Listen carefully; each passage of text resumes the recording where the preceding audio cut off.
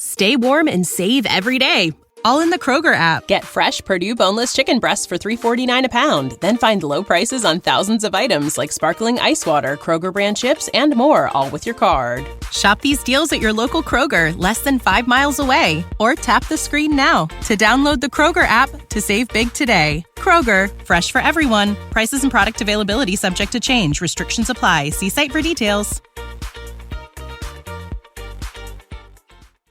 Hardy Fiber Cement Siding is proven to withstand water, pests, and fire better than wood-based siding.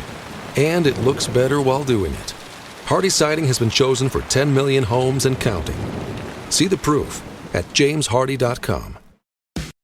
You got problems that you ought to be concerned with. Moolah! You don't know how you're supposed to earn it, or what to do with it, or how to keep it. You're a freak with a dark, shameful secret. But you're not the only one. Get your hidden financial fears with a blast of sun.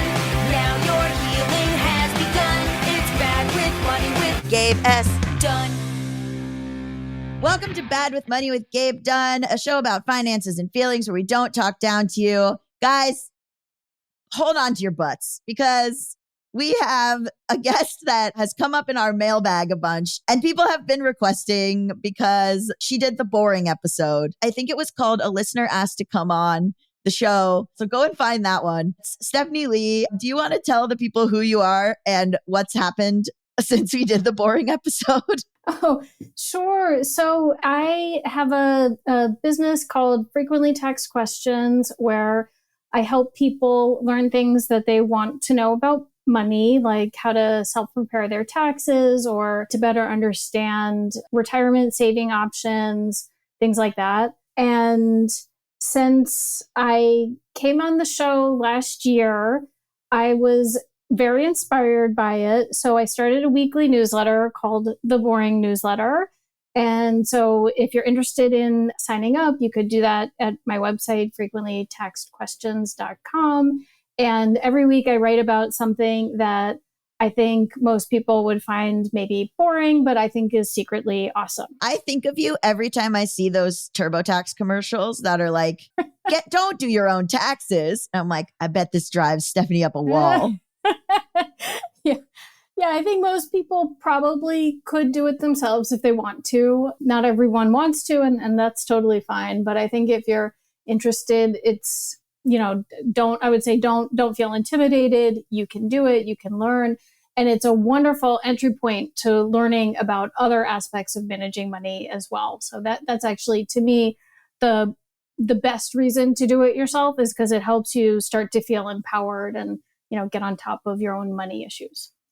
So I brought you on because I want to talk about debt. So welcome to the boring episode part 2. So I have a lot of shame around debt. I know debt is a huge trigger for a lot of people. And on your website, one of the third things on the list of what you talk about is debt. So can you explain what you do for people there and what people are looking for? Yeah. So I think primarily people, I totally understand what you mean about feeling shame around it. I'm actually in the middle of reading this book about the history of debt. And one of the things that the author David Graeber writes about is how in all different cultures over the last, multiple thousands of years around the world, there have been these kind of moral ideas around debt, which are kind of in conflict with each other simultaneously. This idea that if you borrow money, it's immoral to not pay it back.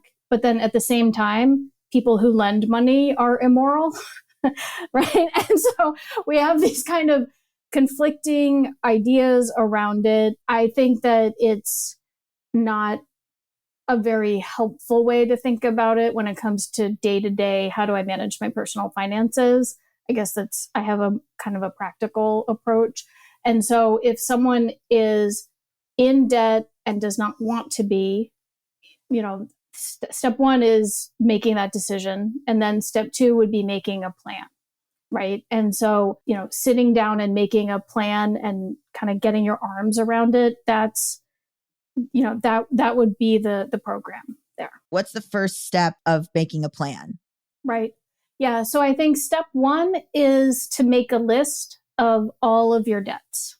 right? And so that could be fairly quick to do, or it could be more time consuming, just depending on where someone is starting from. So it would be, what is the loan?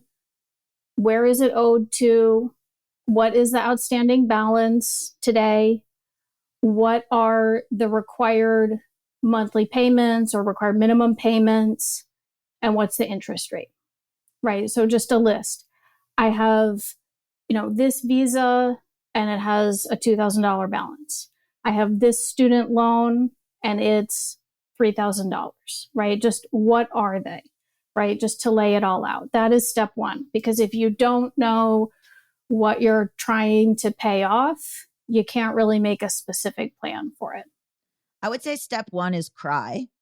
I would say step one, cry. Step two, do that. Right. Well, really step one, it's like deciding that you want to tackle it, right? That's not something that has to happen on your own. Yeah. Right? Yeah. Do you have like a history of being in debt or like a background in that?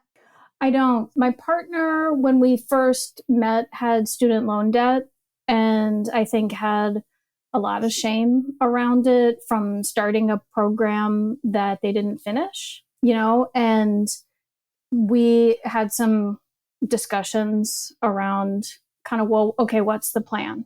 And it was, so we made a plan and we did the plan. So I wanted to do this episode because I have fluctuated so wildly in terms of financial stability. When I left college, I didn't realize how much I had in student loans, which was like around 40 to 50K. And I didn't look into it at all. I wasn't like aware of it. I had it on auto pay and I like didn't want to do anything. And it just seemed like such an insurmountable number. And then I didn't get a credit card till I was like 25. And then I was so scared to use it. I just never had any cash really. And my income was fluctuating so much. And I didn't know anything about interest rates, anything like that. Then as I got better with money I'm not even making more. Like I was making more, but I was still bad with money. And then as I got more into learning about money, as I started this show, I was working on paying off my debts, and I paid off my student loans, luckily, with money that I was making from TV and different like writing jobs and things like that. And then I thought I was in a place where I was doing really well, and I bought a house with a partner. Then me and that partner split up. So in November. So now there's some, legal stuff with the house, and the house is no longer like an investment for me. And I feel like I quote unquote backslid. I feel like I went back and I had some more credit card debt, which was terrifying. And then maybe there are people that will be screaming at me. I don't know. But I have like my little investments that I was like doing, like my little Apple investment, whatever. And now I have enough money to like keep me going for a little while till I get paid again.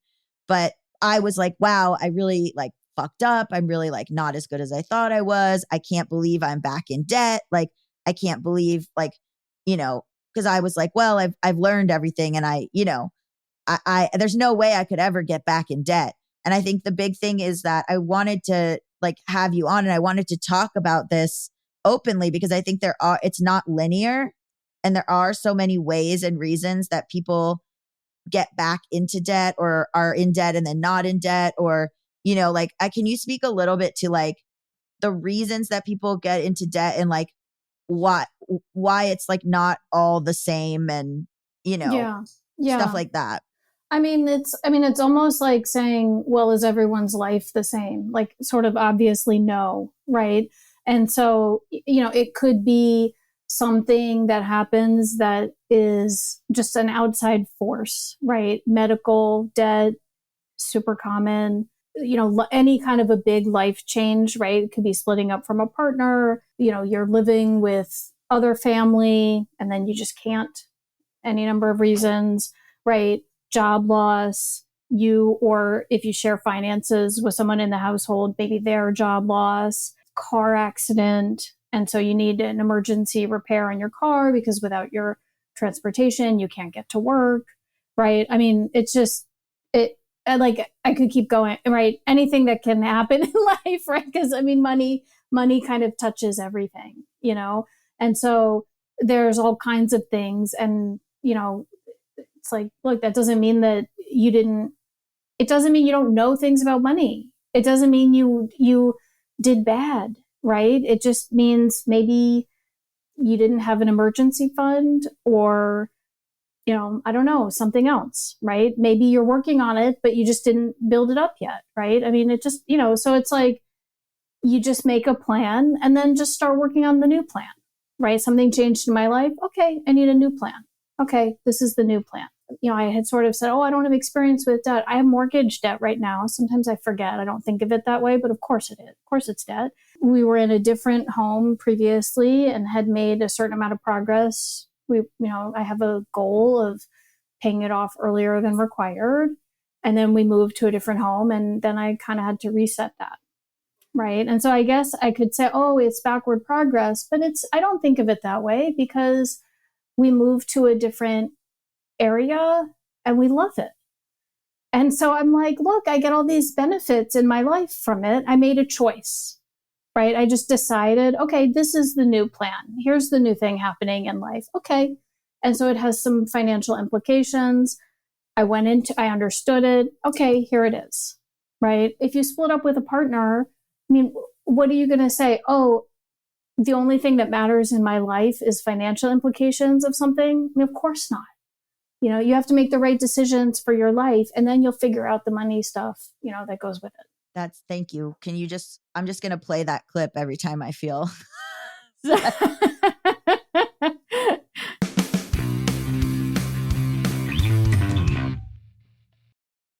Your hair is so much more than what you see when you look in the mirror. From stress and nutrition to hormones to lifestyle, so many internal factors affect what you see on the outside. With Nutrafol's science-backed, whole-body approach, nourish growth from within and achieve your best hair yet. Nutrafol is the #1 dermatologist-recommended hair growth supplement brand, trusted by over 1 million people. See thicker, stronger, faster-growing hair with less shedding in just 3 to 6 months with Nutrafol. Physician-formulated with 100% drug-free ingredients, Nutrafol supports healthy hair growth from within by targeting key root causes of thinning: stress, hormones, aging, nutrition, lifestyle, and metabolism through whole-body health. While many supplements rely solely on ingredient studies, Nutrafol clinically tests final formulations to ensure their efficacy. In a clinical study, 72% of men saw more scalp coverage after taking Nutrafol Men Hair Growth Supplement for 6 months, and 86% of women saw improved hair growth after taking Nutrafol Women Hair Growth Supplement for 6 months. Building a hair growth routine is simple. Purchase online, no prescription required. Automated deliveries and free shipping keep you on track. Plus, with a Nutrafol subscription, you can save up to 20%. You'll have access to free naturopathic doctor consults, and a Headspace meditation membership is included. Start your hair growth journey with Nutrafol. For a limited time, Nutrafol is offering our listeners $10 off your first month's subscription and free shipping when you go to Nutrafol.com and enter the promo code BWM.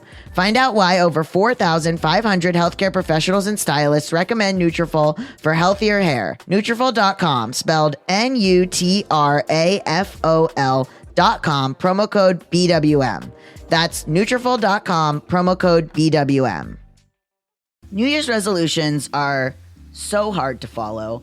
I argue that we should probably just make these resolutions at any other time during the year when it's less stressful and there's less pressure on them. But if you have a specific resolution that you want to stick to, that you feel is like within your grasp, you know, that isn't like so far-fetched, then I guess New Year's is as good a time as any to do it. Especially with money, because that stuff is like, you just need a kickstart, and it's really not that hard to do. It's really not so far off. If you have a big goal, only 8% of people stick to their resolutions all year long. But let's say there's a little goal that's a little more automatic, like Acorns. With Acorns, you can lock in years and years of healthy money habits in just 5 minutes. That's all the time it takes to open your account and start automatically saving and investing your money so it has a chance to grow. Automatically. That's key for one of those little resolutions. That's right. Today's episode is sponsored by Acorns. Acorns makes it easy to start automatically saving and investing so your money has a chance to grow for you, your kids, and your retirement. You don't need to be an expert. Acorns will recommend a diversified portfolio that fits you and your money goals. You don't need to be rich. Acorns lets you invest with the spare money you've got right now. You can start with $5 or even just your spare change. You don't need a ton of time. You can create your Acorns account and start investing in just 5 minutes. You don't need to feel like financial wellness is impossible. Acorns gives you small, simple steps to get you and your money on track. Again, what a good time to go for a resolution that isn't like climb Mount Everest. You know what I mean? Basically, Acorns does the hard part so you can give your money a chance to grow. As far as personal experience, you guys know that I've been up and down with investing. I've just gotten back into it with a very small amount of money. It really does matter. Watching it grow even a little bit is huge for me. And if you do start doing it, I mean, we would truly be on a better path financially than most people. Don't let it get you down that you're like, oh, it's just a small amount of money. That is like such an achievement in this country, I promise. Head to acorns.com/badmoney or download the Acorns app to start saving and investing for your future today. Paid non-client endorsement. Compensation provides incentive to positively promote Acorns. Tier 1 compensation provided. Investing involves risk. Acorns Advisors, LLC, an SEC registered investment advisor. View important disclosures at acorns.com/badmoney.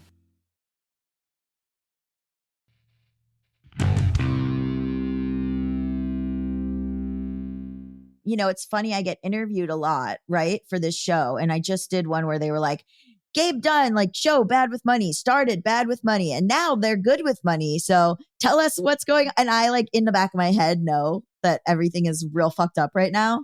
And so I was like, I have to be honest on this show. I can't have people thinking like, oh, well now, you know, everything's fine, because a big life change happened and I had to move and I had, you know, all of these debts all of a sudden. So I also have read in my book, Bad with Money, I talked about this guy who wrote an article for the New York Times where he was like, I am simply defaulting on my student loans. I don't care.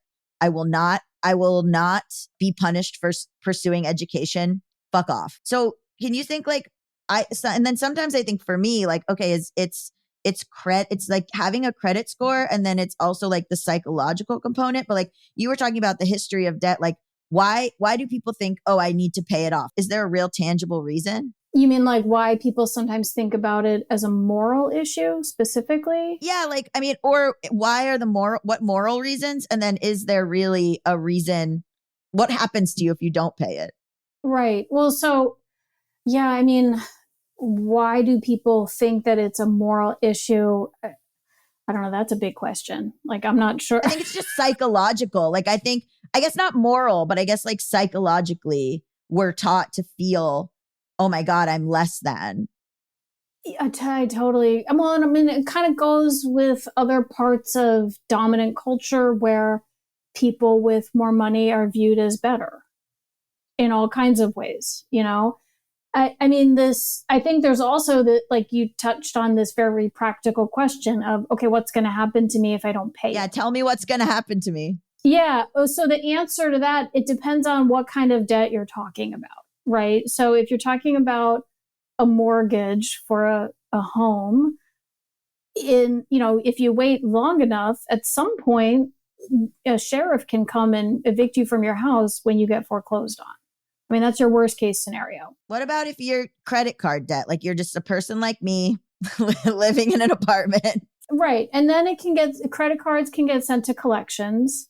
You can start having an unbelievable number of phone calls at your, personal phone number, phone calls to your work, maybe. Sometimes, there are stories you'll hear about where someone's, colleague's boss is hearing from collectors, threatening things. Sometimes they say things that are not legal, that they're not allowed to say, but they do it anyway, right?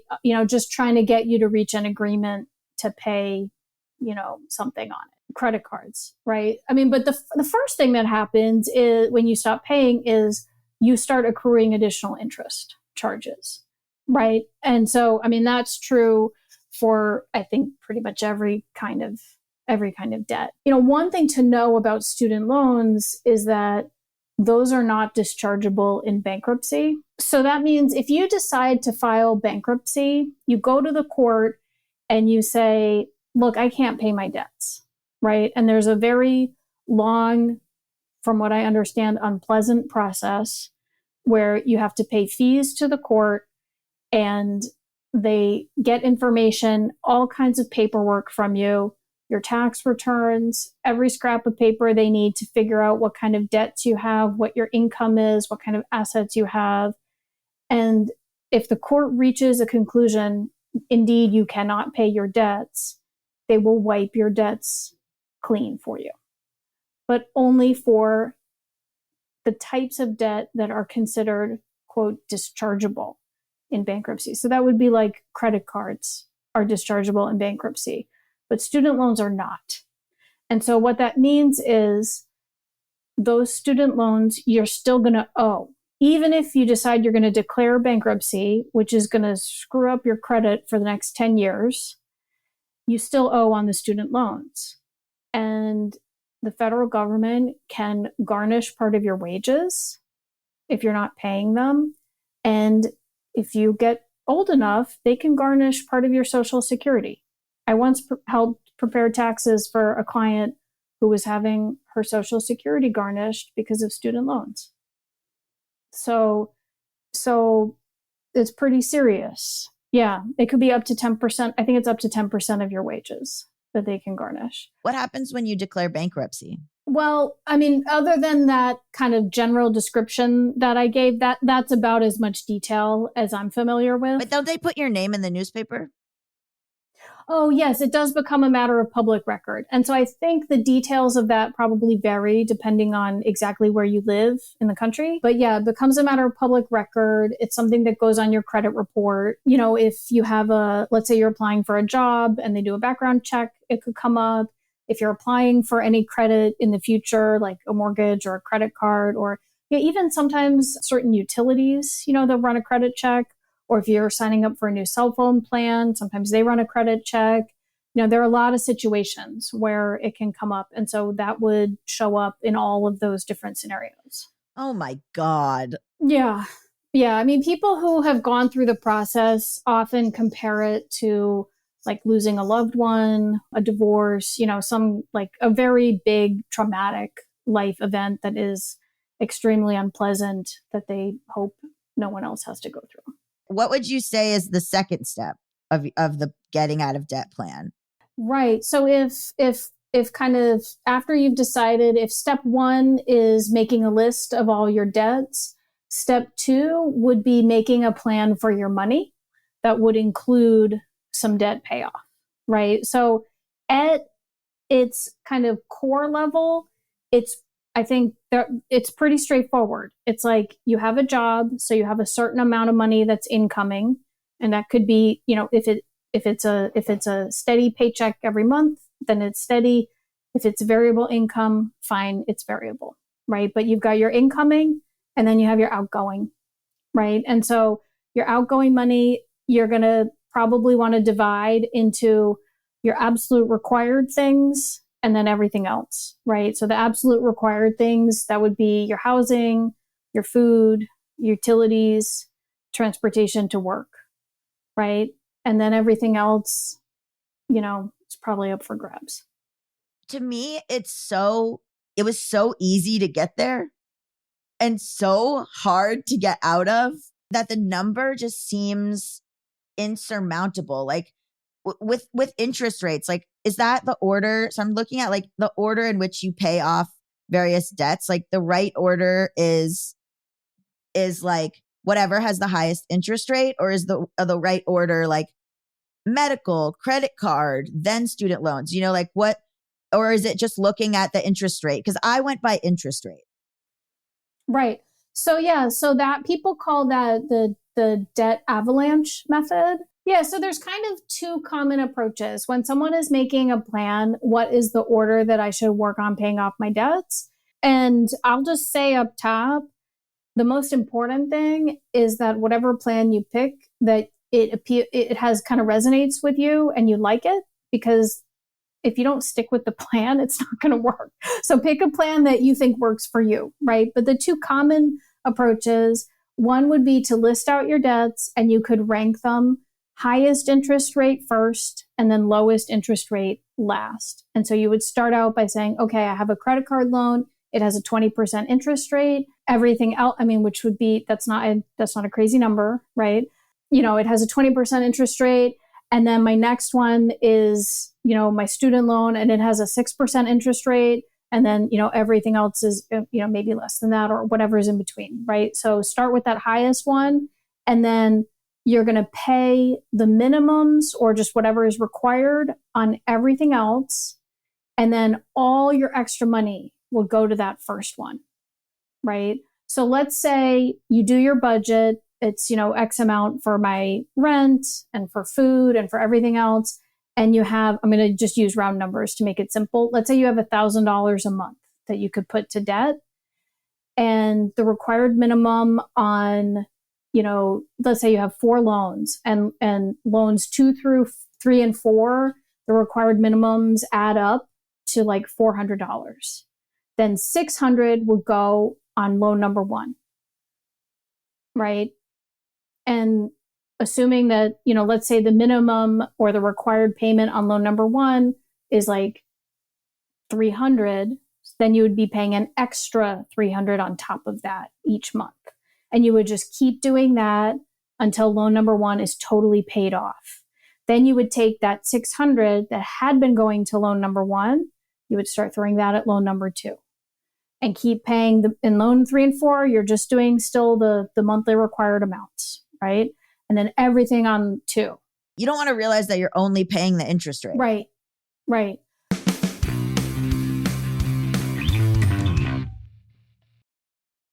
You can have it all.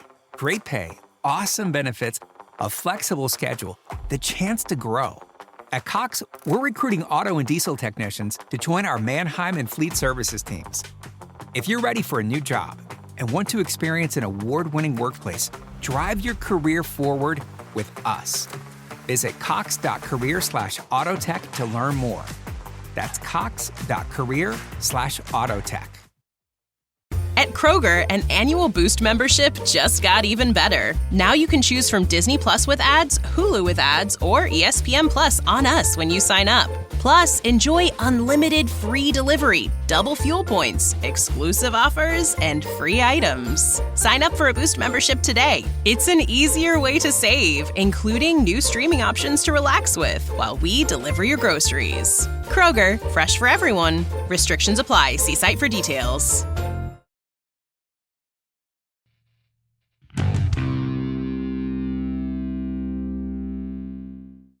Yeah, you need to do extra to pay down that principal, right? And so once, you just can't rinse and repeat, right? And so all the extra that you can, you're throwing at whatever is top of your list, right? And so that could be based on highest interest rate, like you said, that's debt avalanche method.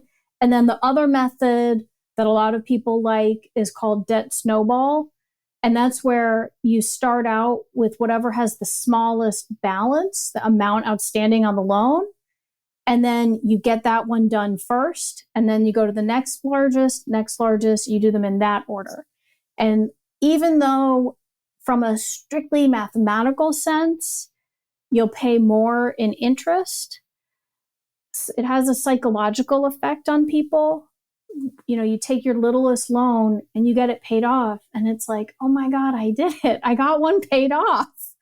Right. And it provides this motivation and, a feeling of excitement. And so then you want to keep going with the next one. Because, what if your highest interest loan is going to take you a really long time if you don't have as much of a feeling of progress, right? I think that feeling of progress is really helpful for keeping up the motivation to get it done. Just one thing, that phrase debt snowball, you're going to hate this, but you know who coined that term? Is it Dave Ramsey? It's Dave Ramsey.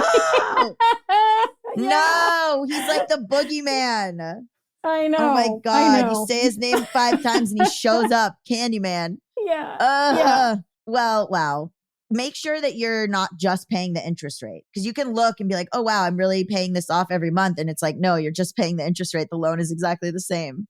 Yeah. In that case, then if you're thinking about your budget, it could be a situation where you would say, look, given what I really need to have to cover my most basic expenses and to make progress on paying the debt, maybe you need to look at the income side of the equation, right? And to say, I mean, because, look, it's like there's money that comes in, there's money that goes out, and you've got different levers for each of those, right?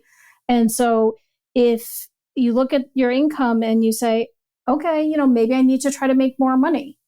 What would that look like for me? Does it mean trying to get a raise at my current job? Does it mean taking on a side job?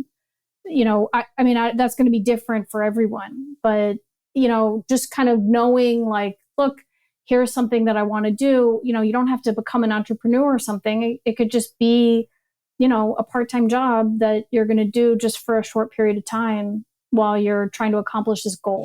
Yeah. Ugh, so unfortunate. Does it make sense to consolidate loans? People always ask about that. It can be expensive. There can be fees associated with that. I think the answer depends on someone's exact debt situation, some of the specifics there. I think that one thing to keep in mind with that would be to not fall into a trap of feeling like, okay, I did a consolidation, I've made progress on paying off my debt, because you're not actually changing the amount of loans outstanding.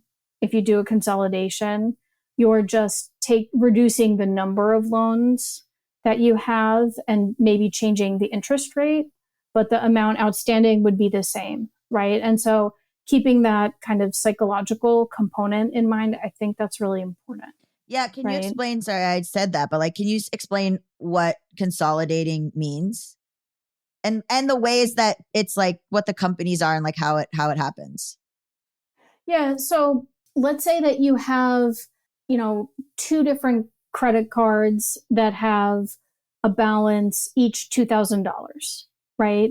And you could consolidate those into one loan that has a balance of $4,000, right? And so, but that's not going to come for free. You're going to pay some fees to make that happen, right? And maybe you're going to get a lower interest rate in the process, right? On the new you're basically saying, I'm going to have a new $4,000 loan, and it's going to replace each of those prior existing $2,000 loans, right? So I'm going to take my new loan, the proceeds of my new loan, they're going to pay off the old existing loans, and then I'm going to have to pay down the new loan instead, right? So it's kind of like you're just moving pieces around on a board, maybe, but you're not eliminating the debt, right? But does it matter if the interest rate is better? It's a good thing to get a better interest rate.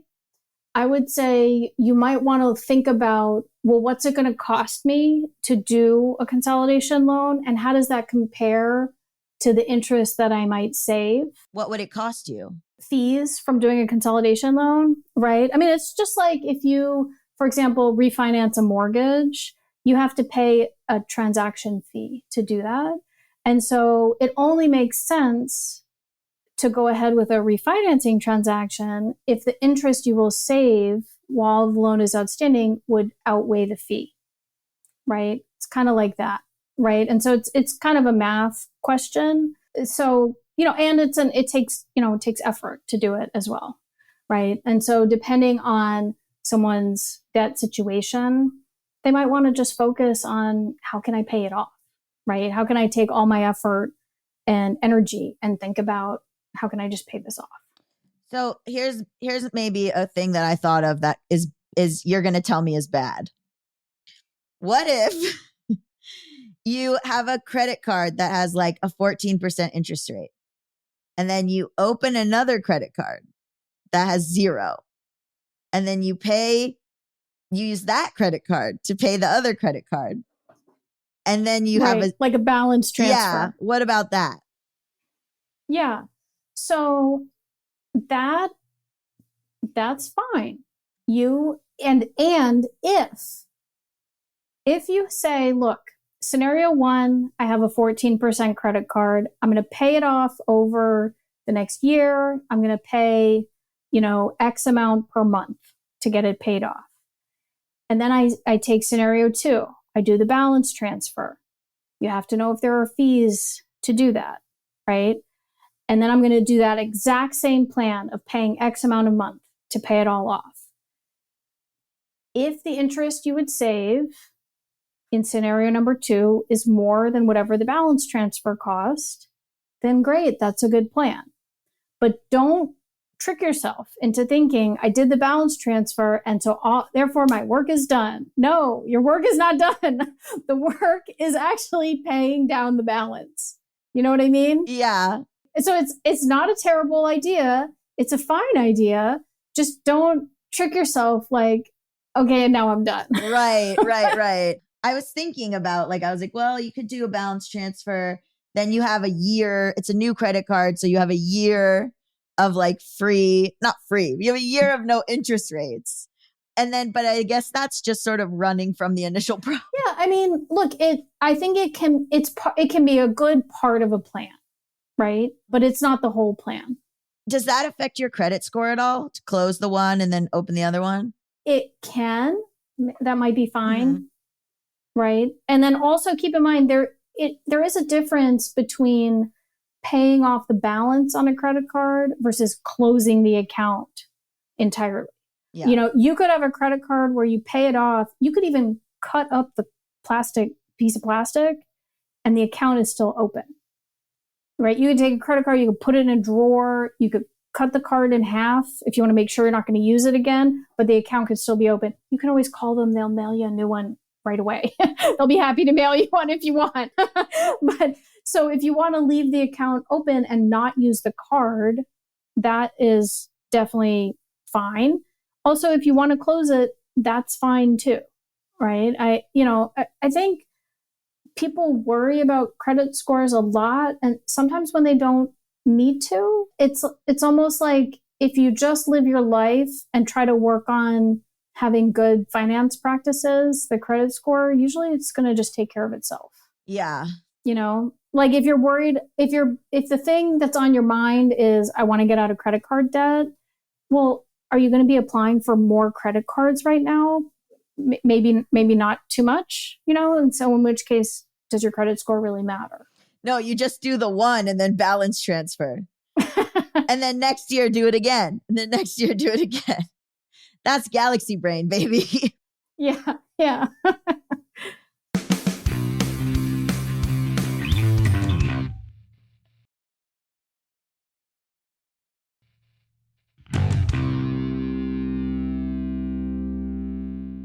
So what are trade lines? Oh, trade lines? Yeah. So have you ever heard of someone where they are an authorized user on a credit card? Like maybe it's like a married couple and one of them has a credit card because the credit card can only be in one person's name, right? Unlike a bank account where you could have like a joint account, credit card is just in one person's name. So let's say I want my partner to be an authorized user on the account. That means they get a physical credit card in the mail with their name on it, but it's still it would be my credit card that they're using, right? The one account. And I would still be responsible for paying it. I could make my child an authorized user on the account. I could make you an authorized user on my account if I wanted to, right? It doesn't have to be someone that's related to you in some way. You could just decide, oh, I want to do that. This stems from a time when my understanding is in the US, from a time when a married woman was not allowed to have a credit card account of her own. And so they came up with this way where she could be an authorized user on her husband's credit card. So I remember when I was in high school, I had a teacher who told me about this, how after she got married, she wasn't allowed to continue having her credit card. I was like, what? Yeah. So that's the origin of, I think, of this whole authorized user thing. And that is just a different way of saying a trade line. So like if I made you an authorized user on my account, let's say I've had that credit card open for 10 years, right? One of the factors that goes into someone's credit score is the length of their credit history. And so let's say you only had credit cards that had been open an average, or credit accounts open an average of like 2 years. Having a longer term account, like 10 years, that would be helpful for you for including that in your average. And so if I make you an authorized user, then that history would get kind of imported into your credit history. So that's why sometimes a parent will make their child an authorized user, because it helps the child build a credit history, right? This term trade lines refers to it. It's actually something people sometimes even sell their trade lines. Other people will buy them. What? Right. So if someone is looking to buy, kind of a quick solution to improving credit, like if they're going to apply for credit and they want a fix like that, you can actually pay money to have someone, add you as an authorized user and get the trade line. Who? What? How do you do? Who? Well, let's see. I think there's a Craigslist of trade lines. No, there's a firm, Tradeline Supply Company is one that I'm familiar with. And who is the person selling it, and how much are they selling it for? And how does that not bite you in the ass? So the person who purchases the trade line, they don't actually get a credit card in the mail necessarily, right? Like whoever is selling it could make that decision. And they could also say, okay, this person is an authorized user on the account, but their spending limit is $0. What? You could do it. Yeah. You could do it that way. Oh my God. This is news to me. Yeah, no, this is actually, you kind of hit on something that's kind of obscure. I think a lot of people aren't familiar with it, but it does exist. Yeah. That is so wild. And God, I hate our country. That is so wild. So, man, how much are they selling them for? Is that a source of income for me? How much are they selling them for? Well, so the person who's buying it would only be interested in buying it if your credit is superb. Mine's great, I think. Yeah. So that would be one thing. And then typically you would want a credit card that's been open for probably a minimum of 2 years, but the more the better. And so, it might be oh gosh, I don't know, something like $300 or $400, something in that range. I thought you were going to say 1,000. No, I think typically no. How many people can you have on a trade line? So the credit card companies don't like this. Oh, you think? Right. Yeah, they frown on this because it kind of is messing with the whole premise of what does someone's credit report show? What does it mean? That kind of thing. And so it's one of these activities where it's not illegal. It's kind of like counting cards. It's not illegal, but the casinos hate it and they're going to try to stop it, right? And if a casino thinks you're counting cards, they're just going to kick you out, right? I think that's how trade lines are with credit cards, where if you're having maybe one authorized user, maybe two at a time, and then you keep them on the account for, I don't know, 6-9 months, whatever it is that they need to kind of build that history, then you can remove them. And then maybe at that point, wait a month or two, do it again, that kind of a thing. The bank is just person keeps breaking up with people. Yeah. Well, and the risk would be if you're doing this too much and the bank observes that activity, they might cancel your card. Got it. That would be the risk. Right. Oh, you learn something new every day. Yeah. Yeah. We don't endorse it, but we sure are talking about it. Final outgoing thoughts of if someone is in a lot of debt. I read too much true crime, and it's just debt seems to be a thing that motivates a lot of murder. And it just, because I think it's just it feels so insurmountable. What can you do if you're listening to this and you're I have $60,000 in just credit card debt? I don't fucking know, man. So the whole start out by making a list step, that's a really big step, right? Because what that's saying is to look at it like kind of square on, right? I mean, I think a lot of people don't really even know what they have, right? So I think that's a step one. And if you've done it, making a plan to start working on it, your plan is not going to stay the same for like 2 years, right? You're going to make a plan, you're going to see how it goes, and then you're probably going to have adjustments that you make, right? Like if part of the plan needs to be, and it's not true for everyone, but it's usually true, if part of it needs to be working on the expense side, working on the outgoing side, right? Changing up spending on things other than the strict requirements. Well, you probably want to start tracking your spending a little bit. It's like financial mindfulness, right? And pay attention and say, you could look back at a few months of bank statements, credit card bills, and just figure out like, where is it going? Right? Because you might not know, you might have some surprises. Usually when people do that, they end up spending less money without really explicitly trying to, because all of a sudden they're just paying attention to it and thinking about it more, right? Like usually if you focus on something, you end up being more successful at it, right? I mean, that's just natural, right? Like if you're really paying attention, you're going to get where you want to more quickly. So I think, starting to pay attention to, okay, where is it going is really important. And then you're going to start making adjustments to your plan, which is, that's another word for budget, right? By the way, is just plan, which it doesn't have to mean like, oh my God, austerity, right? Part of your plan can be spending money on some things that you enjoy, right? And you should have some enjoyment in a budget, right? You should have some, okay, I just paid off $1,000.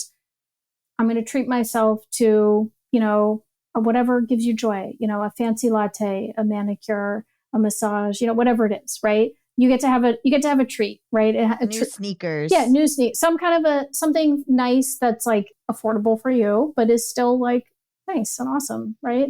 And, so have the milestones built into that. But I think having a plan, see how it goes, pay attention to where the money's going, and then make adjustments, right? And don't feel shame about making adjustments.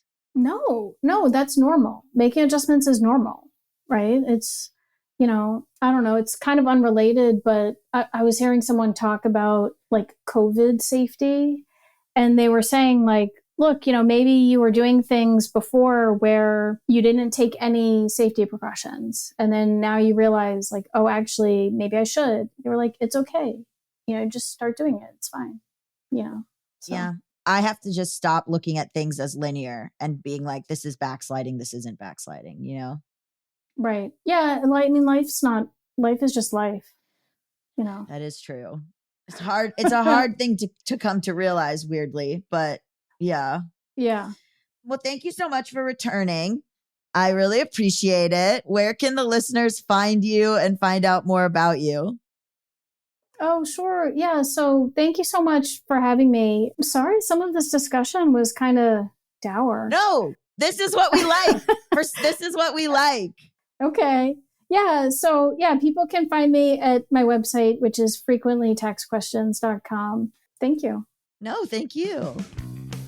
Bad with Money with Gabriel S. Dunn is a production of Noted Bisexual, produced by Melisa D. Monts and Diamond MPrint Productions. Edited by Diane and Kang, post-production sound by Coco Llorens, production assistance by Melanie D. Watson, and music by Mike Kaplan, Zach Sherwin, and Jack Dolgen, sung by Sam Barbera. Thank you, love you, bye! You can have it all. Great pay, awesome benefits, a flexible schedule, the chance to grow. At Cox, we're recruiting auto and diesel technicians to join our Mannheim and Fleet Services teams. If you're ready for a new job and want to experience an award-winning workplace, drive your career forward with us. Visit cox.career/autotech to learn more. That's cox.career/autotech. Hardy fiber cement siding is proven to withstand water, pests, and fire better than wood-based siding. And it looks better while doing it. Hardy siding has been chosen for 10 million homes and counting. See the proof. at jameshardy.com.